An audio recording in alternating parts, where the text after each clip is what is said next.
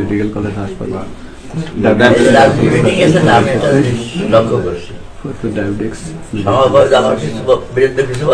আমিও তার বিরুদ্ধে কিছু বলি আশেপাশে একটা যদি কেউ যদি বলতে চেষ্টা করেছে সেটা আমরা বন্ধ করেছি। আমাদের বক্তৃতাগুলি দেখবেন, উনি সম্মানিত লোক, ওনার বিরুদ্ধে কিছু বলবে না, ওনার মতো।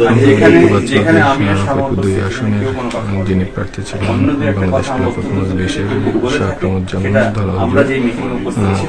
তিনি অসুস্থ হয়ে ফরিদপুর ডায়াবেটিক অ্যাসোসিয়েশন হাসপাতালে ভর্তি হয়েছেন।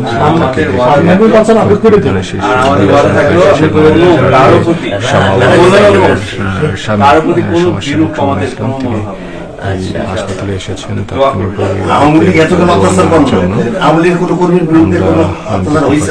তাদের মধ্যে অনেকটা ভালো আছেন, বাপের মতো হয়েছে, তার কোনো দলমত নাই।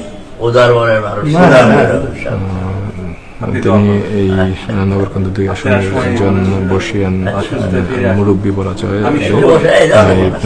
সেই মুরব্বীর দ্বারার জন্য আমরা দেখতে পাচ্ছি যে